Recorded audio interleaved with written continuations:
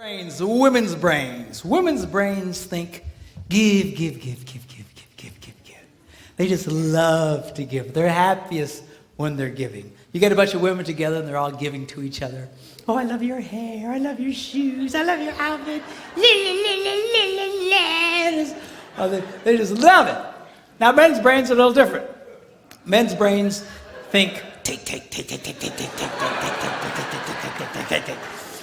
And you get a bunch of men together, and we insult each other. We do. You're fat. You're ugly. You smell. Thanks, man. You know, I mean, that's... So if women love to give, and men love to take, which way do you suppose the give and take goes in most relationships? That way. Women think the answer is to give more.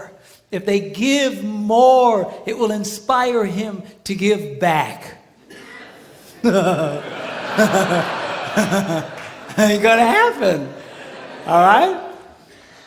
You've got to learn, girls, that if you're going to be truly happy, you're going to have to learn how to take in your relationship. And women are fundamentally very uncomfortable in taking in their relationships.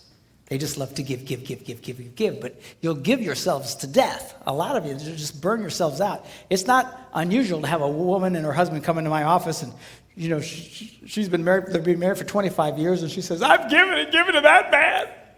I have nothing left to give. You ever hear a woman say that? I have nothing left to give. They're burnt because they've just given so much. Then you look at the husband and he goes, I thought we had a good marriage. They go, because it's been great for him. She's given, he's taken, this rocks. All right? So now, girls, I'm going to show you how you can take advantage and change that flow in your relationships. I'm going to show you how you can get a man to do what you want him to do. All right? Now, when I first say that, all the girls go, yes. And all the boys go, you sold me out, man. You sold. But be cool, because the guys like this part. It's the women who hate it. I get more static from women over what I'm about to tell you because fundamentally they hate taking in relationships. They think that he should just, just give on his own. You should just give. They're hoping, when I say get a guy to give to them, they're hoping I'll say, bad guy, bad, bad, bad. You need to give more. And that's what a lot of these people do in some of these seminars. They beat up on guys. You need to be more. No, the real key. I mean, I think we've established it doesn't work. Okay, the real key is to change the woman's perspective and empower you because you, in fact, have the power to change this. But a lot of women have been so affected by over-romanticized concepts in marriage that they don't understand this. They really think that if he really loved me, this would all just happen automatically. If he really cared about me, la la la la la la la la la la. And they tend to live in this false romantic fantasy land.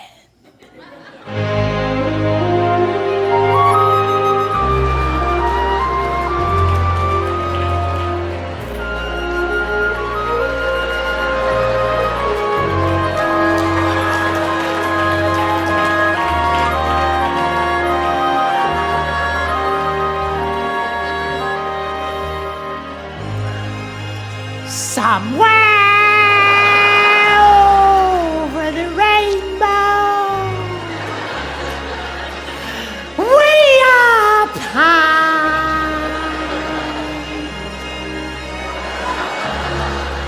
all the other girls have such wonderful husbands. Why, oh, why can't I?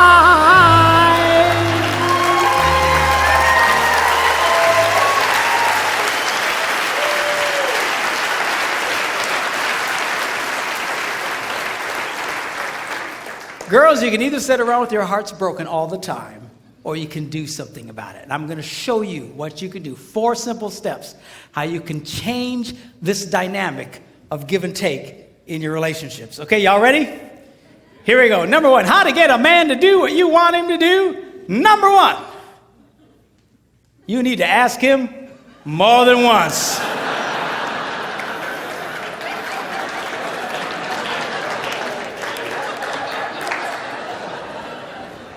Asking a man to do something once is like never having asked him to do it at all.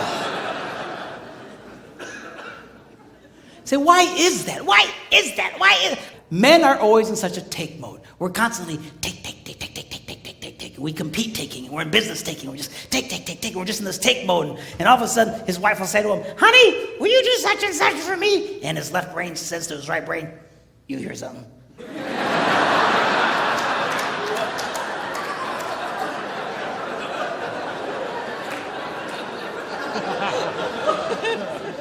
His right brain goes, nope. Tick.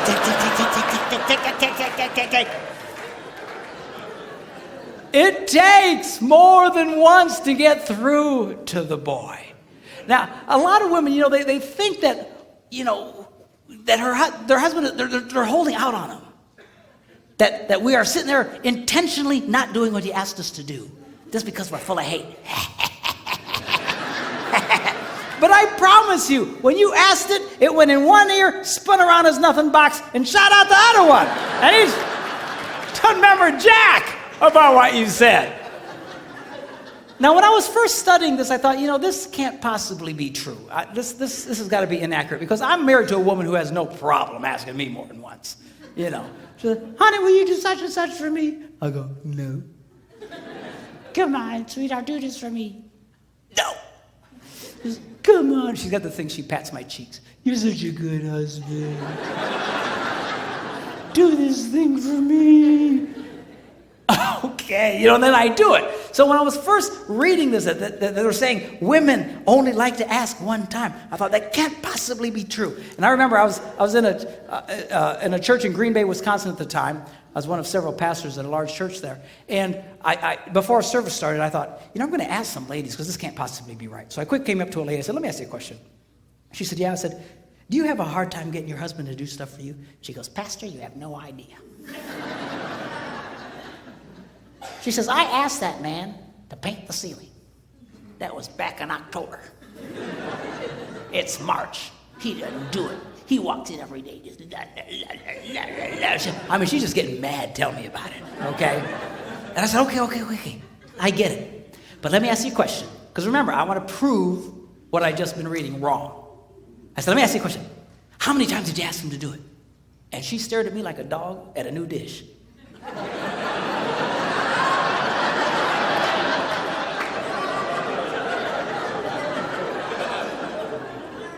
She said, once. I was stunned. I says, why wouldn't you ask him more than once? She says, I shouldn't have to. I said, you might want to try that. I got away from her. Went to another woman. I said, come here. And she says, what? I said, let me ask you a question. Do you have a hard time getting your husband to do stuff for you? She says, Pastor, you have no idea. She says, I will ask my husband, honey, put away the laundry, and I'll stick it right in the middle of the living room. And he didn't do it. He just walks right over the top of it. He just walks around it. It'll sit there for a month. And she asked me with all seriousness, she said, Pastor, can't men see laundry?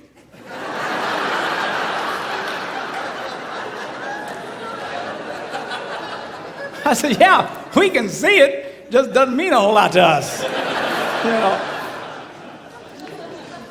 So she's just getting angry. Just tell me about it. So I said, okay, yeah, I get it. But let me ask you a question. How many times did you ask him to do it? And that same startled look. Once.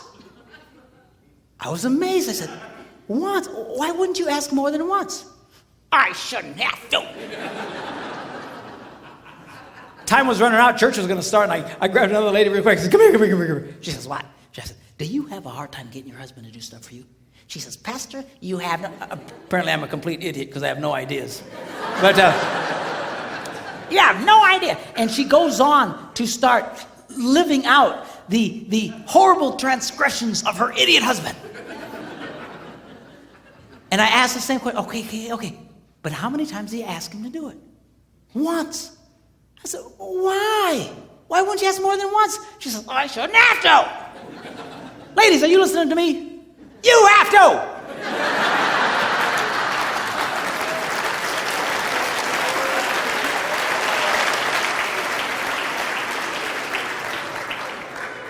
To just get mad and madder and madder and having a cow over nothing. He doesn't even remember what you said. He's not thinking about it. But then I learned something. The reason women find this so offensive is because really, they don't want to ask the first time. It's true, you little sinners.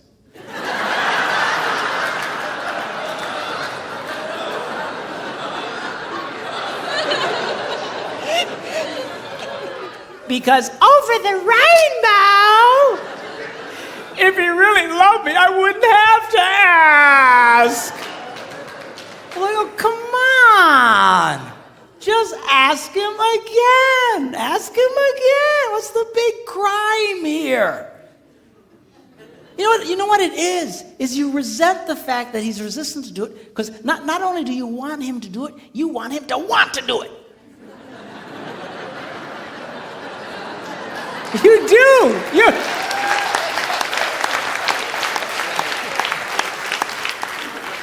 Well, I got news for you. We don't want to do it. We're never going to want to do it. If we wanted to do it, we'd have done it already. What do you care about the internal motivations of his heart? Stop! So he does it. I'll finally do something my wife wants me to do. I don't want to do it. I say, I'll do it. And she just... because she's getting something out of me. What's with this? Always analyzing the internal motivations of the guy's heart. I mean, getting yourself all kinds of trouble. I was in Germany some months ago doing some seminars for the troops who were rotating out of Iraq with the army. This one lady tells me, she says, you know what? She says, my husband, if there are dirty dishes in the sink, he cleans them and puts them away.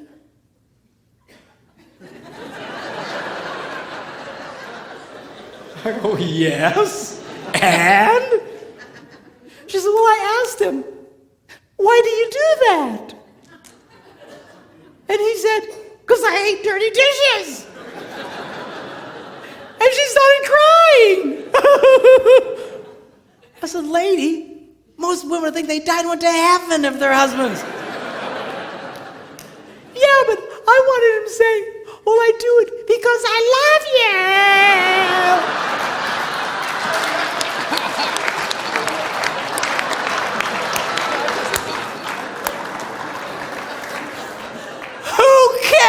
Why he does it. Seriously, you've got to let up on this stuff. Leave him alone. Who cares what his motivations are, what his desires? I'll tell you what most men's desires are, is to do nothing. Okay, have we established that?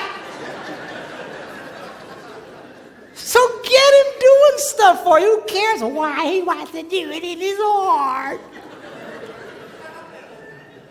Number 2, you need to ask him the right way. Now, what does that mean? That means don't insult the boy. A lot of women think they can use insult as a way to motivate a man. Like, what are they smoking? What is... not gonna work. What's the matter with you? You some kind of idiot. What's the matter with you, a man? Can't you do... what's the matter with you? Can't you pick up the laundry? No, I can't. Don't insult. Do you know why women do that? Because it would work on them. If you insulted a woman, if you embarrassed a woman, she would change. She would do something about it. But you embarrass a guy, you insult a guy, we don't care. He's become more resistant. He's not a woman. Okay? Don't insult the boy. Insult is not a motivator for a man. All right? Number 3, you need to train him with positive reinforcement.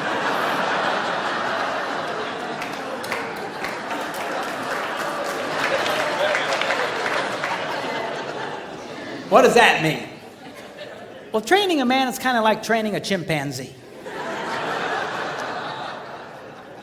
If the chimp does what you want, you give him a reward. If the chimp doesn't do what you want, you just don't give him the reward. You don't beat the snot out of the monkey. Because then you got a freaked out ape. Every time you come around, he'll just, he'll run away from you. So, well, how does a woman reward a man? Very simply, by appreciating the pathetic things he does. Because men love to be appreciated. And the problem here is that women only like to appreciate unexpected kindness. If it's unexpected, they light up. But if it's expected, it's like,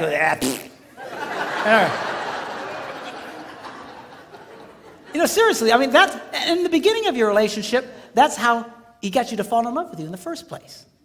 See, because everything he did was, God, seriously, man, that's how you got her to fall in love with you. She knows you're ugly.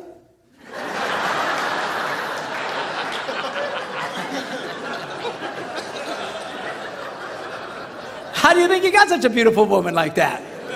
Because you were nice to her and everything was, But after 32 years, it's hard to come up with unexpected, man, I'm telling you. But the more you appreciate the kindnesses that he does, the more he wants to do it. Men respond. Men, I'm telling you, they love to be appreciated. Now, give you an example. I was at home, and I had a dirty dish in my hand. I was by myself, and I'd actually gotten trained to the point I could put it away in a dishwasher. And I went up to the dishwasher, and I opened it up, but it was full of clean dishes. And that's a moral dilemma to a man.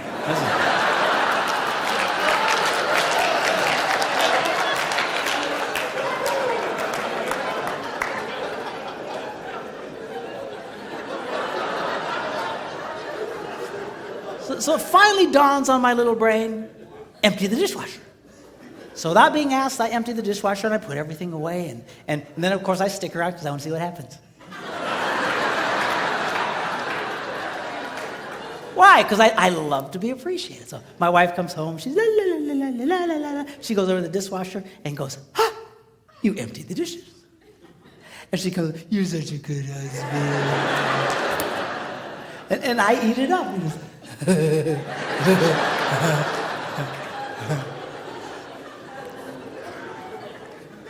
Now, guys, get a clue here. I know it's hard, but she loves unexpected kindness. You need to learn to give her unexpected things, unexpected little things. That's how you can keep a woman crazy in love with you in that way. I told my guys I want to write a book, 365 unexpected things a man can do for a woman.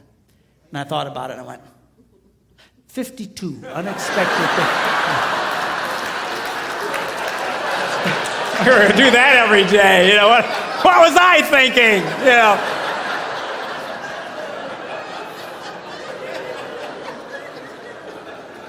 Because they light up. They light up. You know, some time ago when I was first doing this, I couldn't afford to take my wife with me. And so I was doing a lot of traveling by myself. And I was at a grocery store or gas station. I was paying for the gas, and I saw one of these rack of greeting cards. And this one caught my eye. It said, "My favorite place to be is wherever you are." And I thought, I should get that. How much is that?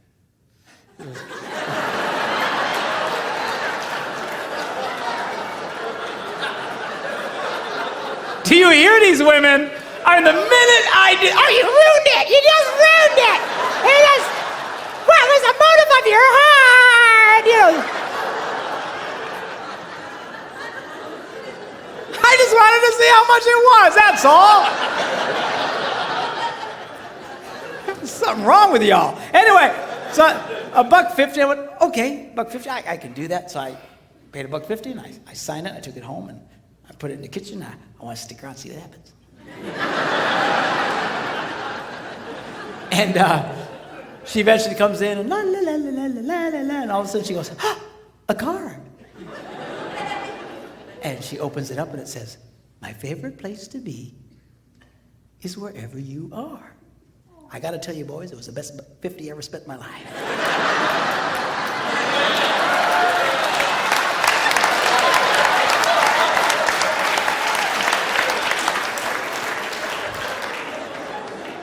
But we'll talk more about that tomorrow. Okay, now. Number 4, barter with him. Now, how does that work? Very simply, you become aware of something he wants to do. You know you got something you want him to do for you. And you just say to him, honey, would you like to do this thing you would like to do?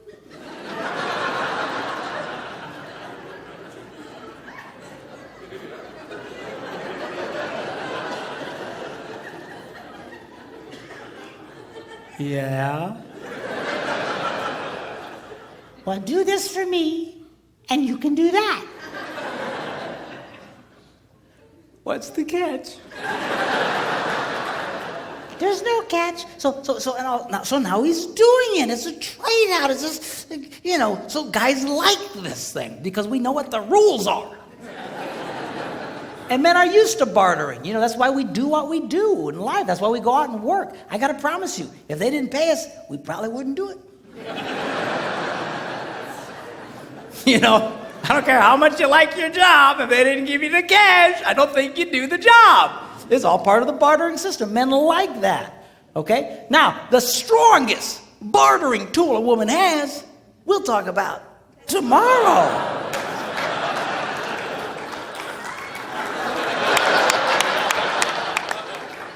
Oh, that's terrible. I had one lady say to me, doesn't that make me a prostitute?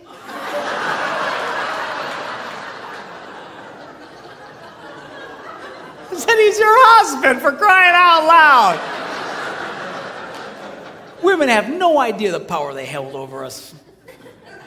They have no idea. I'm telling you, you can get a guy to do almost anything. You just come up to that boy and find something disgusting like cleaning the garage and say, hey, baby, how'd you like that?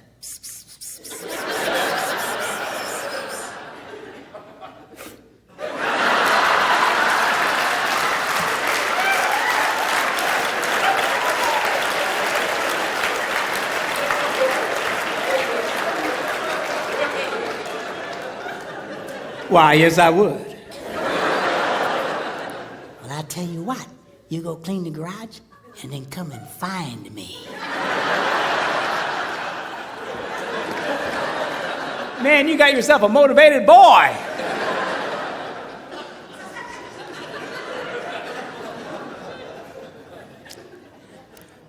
I was listening to Dr. John Gray talk along these lines. He's the guy who wrote that book, Men Are From Mars, Women Are From Venus. Really a brilliant guy. And he was telling the story of how his wife came up to him and said, John, take me to the opera.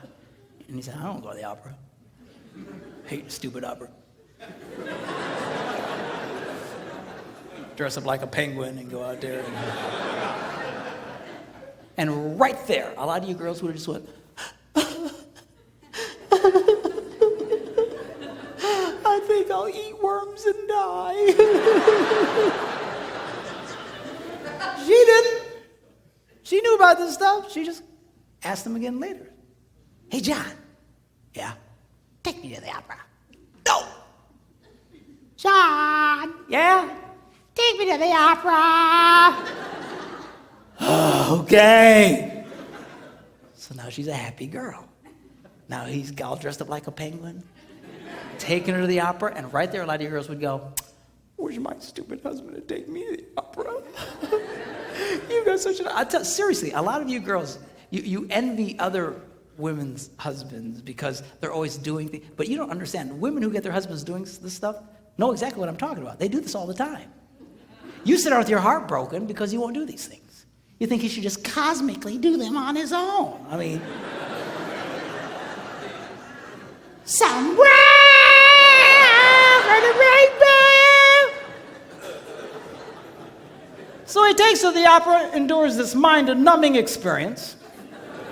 On the way home, she's holding his hand, just lit up. And he says, when we got home, I pulled into the garage. As soon as the garage door closed, she reached over and grabbed me and made love to me right in the car in the garage. I assume they weren't driving a subcompact.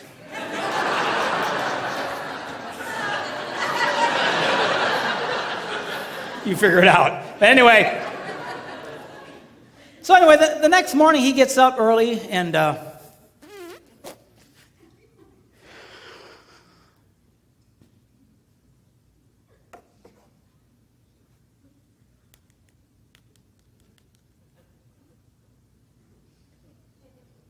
Yeah, I was wondering, how much are season tickets to the opera?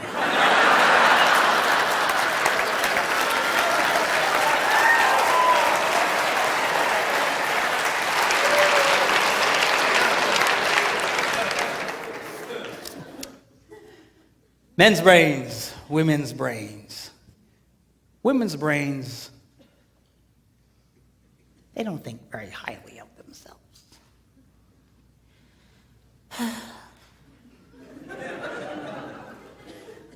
I'm too fat. I'm too tall. I'm too oily.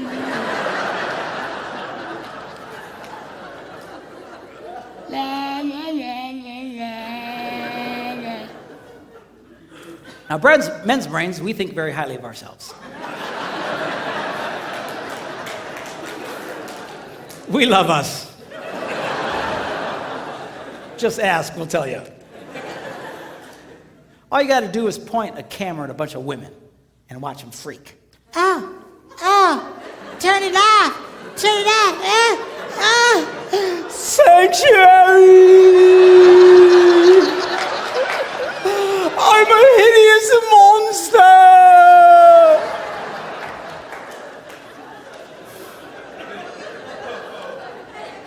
Point a camera at a bunch of guys, what do you get?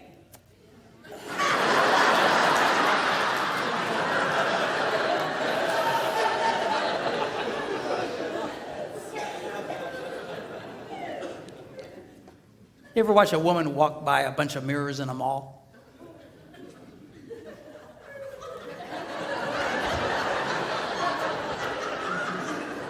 You ever watch a guy?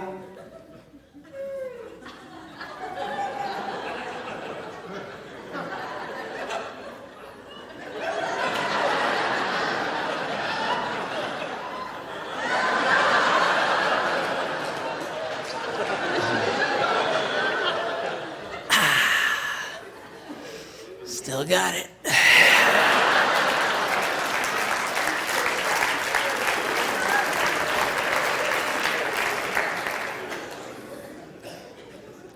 And a lot of women they can be such a drag because their husbands try to be nice to them and compliment them and be sweet. Nah, don't say that. Nah, I'm ugly. Nah. And you know, why do you do that? Here's a secret. You want him to like you. Why are you pushing him away? And it's, you know, that's such a drag. Ladies, do you know there are 3 billion women in the world who don't look like supermodels and only 8 who do?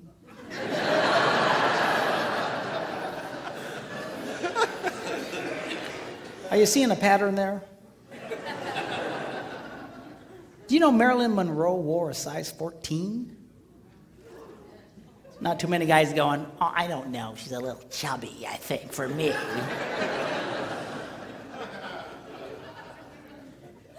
Did you know if Barbie were a real woman, she'd have to walk on all fours?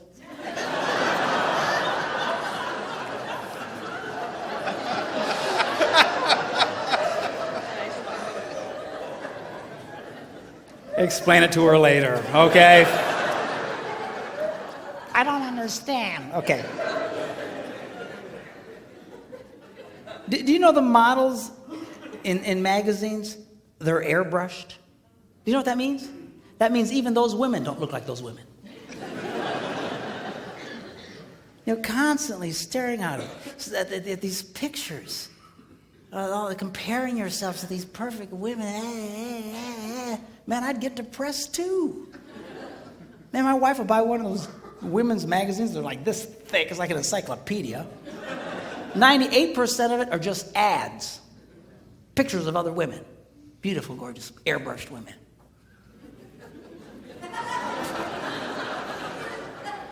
Good night. Do you know 1 out of every 4 college-age white girls has an eating disorder? Can I be politically incorrect here? You know who really has a problem in this area? You white women. It's a documented fact. Women of color generally don't have this problem. You ever see Hispanic women? They walk around like they own the world.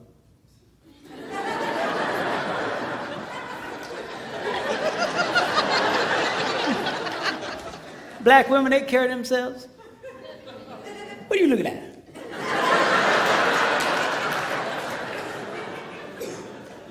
Typical white woman. I mean, come on. I was watching this movie with Steve Martin and Queen Latifah. You seen this movie? She's like the hot babe in this movie. She's a healthy girl, Jack.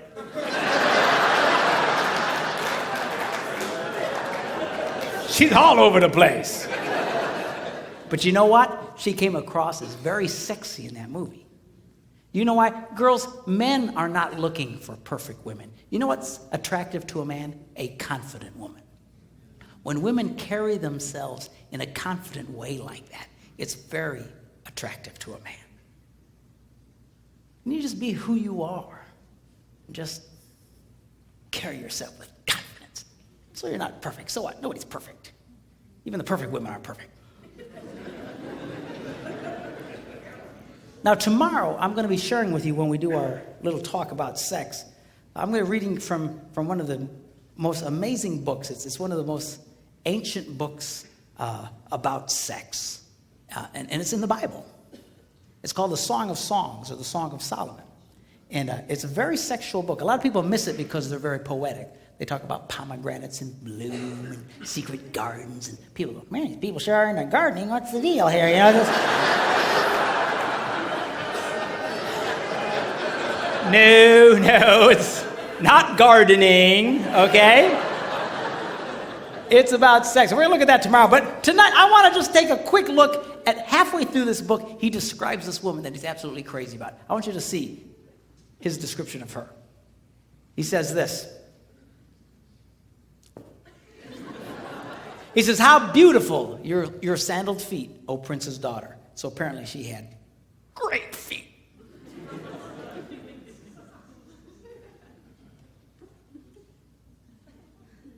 Your graceful legs are like jewels, the work of a craftsman's hand. So she had great feet, great legs. Your navel is a rounded goblet.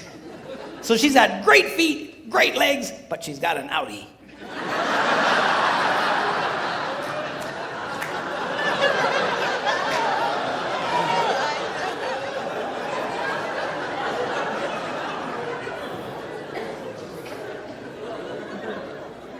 Your waist is a mound of wheat.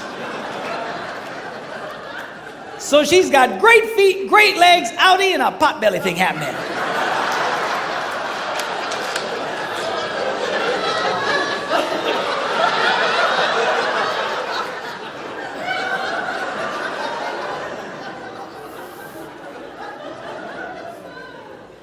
Your two little itty-bitty breasts are like two little itty-bitty fawns. So she's got great feet, great legs, outie, pot belly, and little boobs.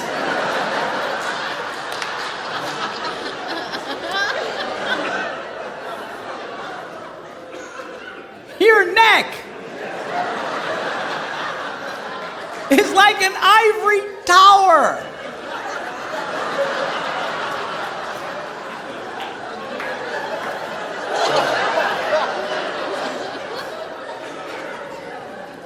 got great feet, great legs, outie, pot belly, little boobs, and a big neck.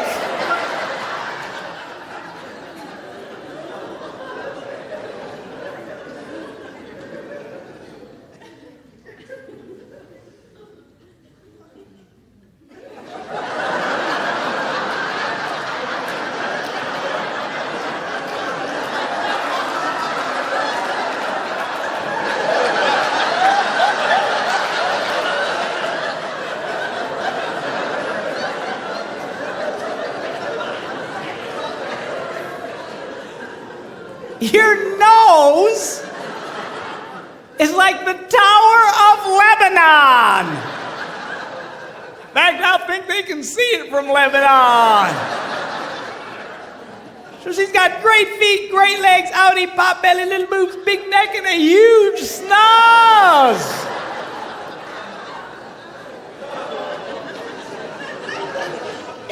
What does he say about her? He goes, oh, how beautiful you are. And how pleasing, O love, with your delights. He was crazy about this woman. Men's brains, women's brains. Give, take, give, take. By the way, on this area of give and take, a lot of women have really been, and I'm speaking particularly Christian organizations and Christian women's clubs. You know, they have these Christian women's retreats and stuff. I call them estrogen fests. And and they're wonderful. They're great if you're a woman, I guess. But you know, a lot of you, I know what they're trying to say, but a lot of you have really gotten bad information, or at least faulty information. This is what's being said in a lot of these. What they're saying is unconditional love demands an unconditional relationship. Unconditional love demands an unconditional relationship. You should do anything for this man. You should just put out for this man. If you want sex, no matter what, just give it to him. Just la la la la la la la la. It all sounds spiritual and it all sounds wonderful. The only problem is it is patently false. Unconditional love demands a conditional relationship. The Bible is nothing if it is not a one big gigantic list of conditions. Are you hearing me? Well, doesn't God just love everybody? Yeah. Whosoever, God so loved the world that he gave his only begotten son, that what? Whosoever believes. Conditional. You actually have to do something. Yes. You want God to get close to you? You know what the Bible says? What do you have to do? You have, conditions. You have to, the whole thing is unconditional. I'm sorry. Yeah. An unconditional relationship will destroy your marriage. It will destroy any relationship. An unconditional relationship with a child will create a hellion. An unconditional relationship with a teenager, he'll destroy himself and take everybody he can with him. It is not healthy. It is not good. It is not holy. It sounds right, but it is not right. You girls need to get comfortable with this idea of taking in your relationships. Putting some conditions. Now, the stronger the relationship, the stronger the conditions can be. You need to be careful. All right? And I know I'm putting a lot of weight on the girls tonight. I'll beat up on the guys tomorrow. But, you know, the stronger the relationship, the stronger the condition. You got to be careful. It's kind of like, you know, if I play hide and seek with my grandsons, you know, you hide behind something, you know, that they can still see you. All right, come and find me. And they'll, you know, you know, you don't play hide and seek with a 2-year-old and run into the basement and hide under boxes. Because he won't get it. He just, you know, so you got to watch the conditions. In a healthy relationship, you can have higher and stronger conditions. But you're not going to get there if you just never require something out of the guy. Okay? And some guys, you know, they don't like any condition. But guys, this is healthy. It's not right for her to constantly be giving to you and never getting anything back. And girls, you can change that, but you got to get comfortable. This is healthy for your relationships to take back. Most guys don't mind you taking back. What we get frustrated with is you expecting us to be like you. That we're just going to do this cosmically like you. Or we're going to somehow interpret your internal feelings. And we don't do that well. Okay? But you've got to, this is a healthy thing for you. I had a lady at a conference just a few weeks ago. She's crying her eyes out. And I said, what's the matter? She says, my husband, he'll never talk to me. I says, never. If he would just talk to me just for a little bit, I'd feel so much better. And she just cried. I said, how's your love life? Oh, it's okay. I said, let me see if I get this. A man who never talks to you, when he wants sex, you just give it to him. Yeah. I said, well, why do you do that? Well, because I'm supposed to. That's what we're told. I said, sweetheart, you've gotten bad information. Well, doesn't the Bible say we shouldn't deny each other? Of course. But denial doesn't mean, or acceptance doesn't mean you can't have conditions. Here's an example. If you're trying to get a mortgage for your home and the bank calls you up and says, hey, you have been accepted. We have approved your loan. You just need to come sign some papers. And they hang up. Have you been rejected or accepted? You've just been accepted, man. You're excited. Cool. But you have to go do what? Sign some papers. You don't go, stupid bank. They were going to give me that money, but I got to sign papers. I mean, come on. I said, the next time your husband wants to make love to you, you say, honey, I will knock your socks off. But we're going to talk for 5 minutes first.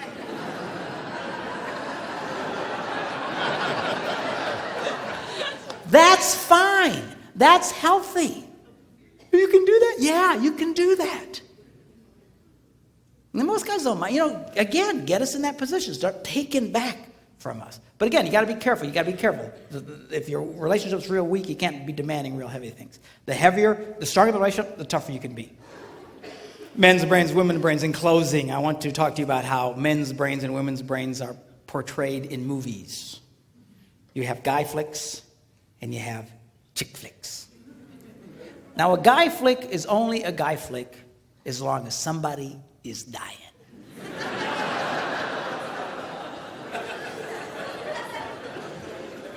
And the more horribly they die, the more we love it. Some guy gets his head chopped off, we go, oh, yes! Dude, rewind that, man. That's gotta hurt. Play it again, man. We love it. And you know what? This appeals to all men of every culture around the world. There is something that God put in the heart of every man that just lights up at the idea of living your adventures and conquering your adversaries and going for your dreams.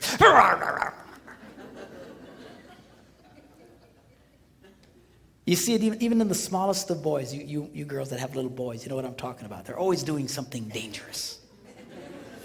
Stop that! You're going to poke your eye out! That's the point, Mom. If you can't lose an eye, what's the point of playing?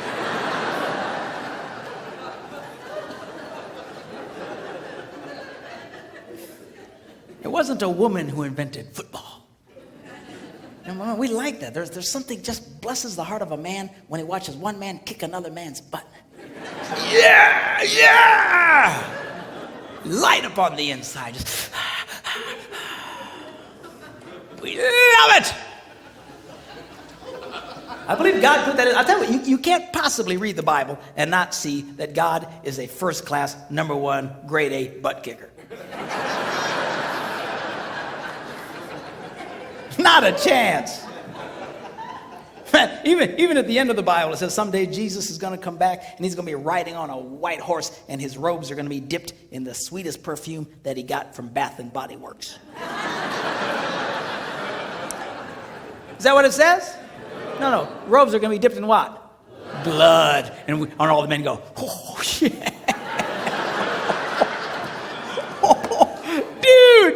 Dude, blood. That means somebody's going to get their butts kicked. We love it. Now, women's movies, chick flicks, are a little different. Chick flicks are about connecting the wires.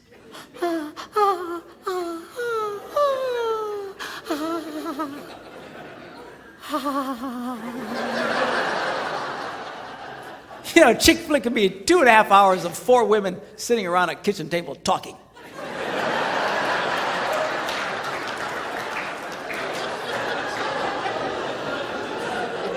And she'll be watching it going,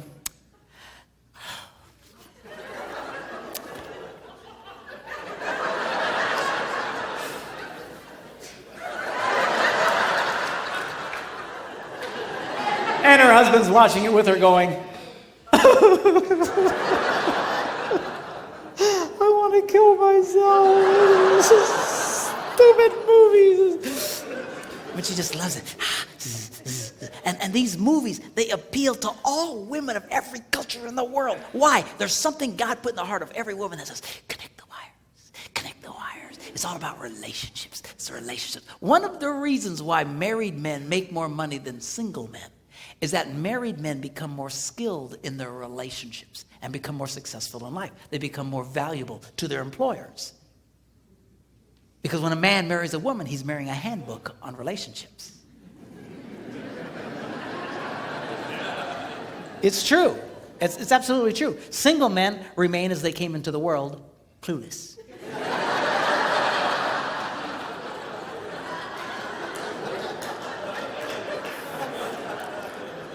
Married men get feedback and they start learning, but you got to listen to her. No, we don't like listening to you. I got to be honest with you. Yeah.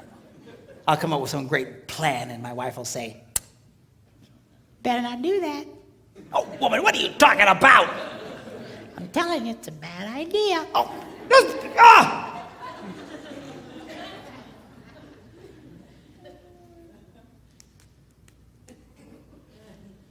Yeah, you guys.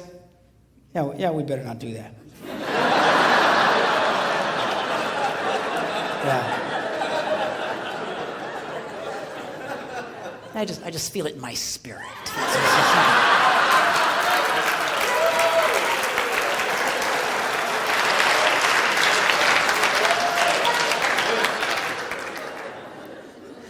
Now, as different as the chick flicks and the guy flicks are from each other, there is one theme they both share that is the same.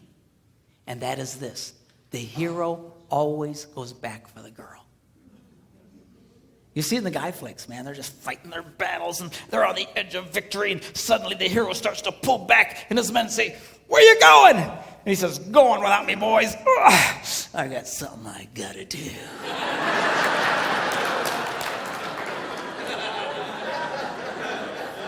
And at great risk to himself, he goes back for the girl. And he rescues the girl. And guys watch that on the screen and we go, yeah. Women have the same theme. The boy always comes back for her. I was watching this chick flick, Jerry Maguire. Have you seen this one? And in this movie, they'd broken up, and finally he wins the big contract. And he realizes it doesn't mean anything because he doesn't have her. And he quick hops on a plane and he flies home and he walks into the house and she's there with a bunch of her girlfriends and he walks in unexpectedly and they all look up and he goes, hello. And she says, what are you doing here? And he starts to explain to her that he had finally succeeded and gotten everything he dreamed of, but it meant nothing without her. And he said to her that you complete me. And she goes, you had me at hello. And all the girls see that and they all go, oh, yes, yes, yes, yes. All I'm saying to you boys is this. Do what's in your heart. Live your dreams. Live your adventures. Overcome your obstacles. Do what you gotta do. Just don't forget about the girl. I've never met a man who was a financial success and who had lost his family who ever said to me, you know, it was worth it. It's never worth it. Don't be like Adam. You remember Adam in the Garden of Eden? Women say, where would you be without women? I say Garden of Eden. But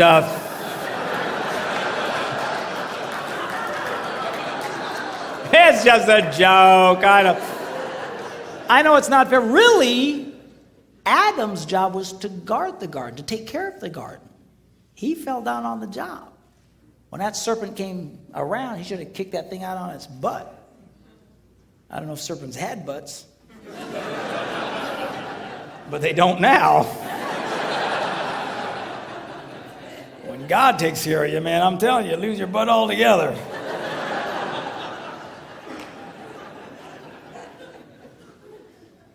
But you know what happened? He didn't do anything. So how do you know that? Because if you read the story, Eve listened to this story and then took of the forbidden fruit and then turned and handed it to whom? Adam.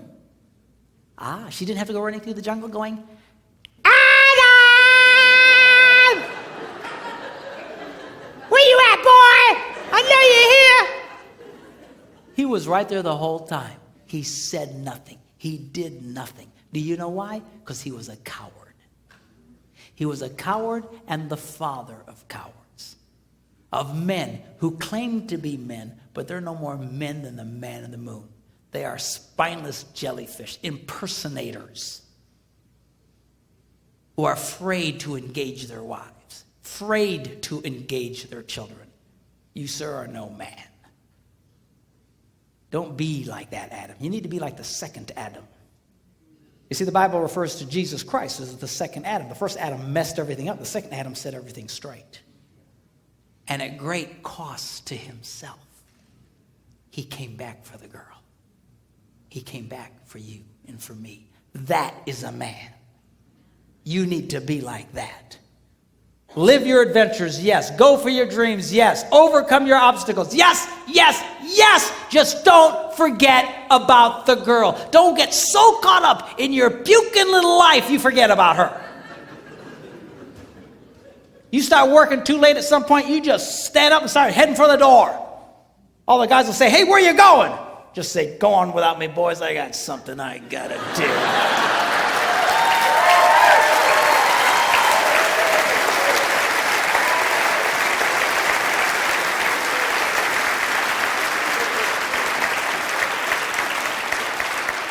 And then go back for the girl, surrounded in the camp of the enemy by wild monsters. You mean like in the movies? No, I mean your children.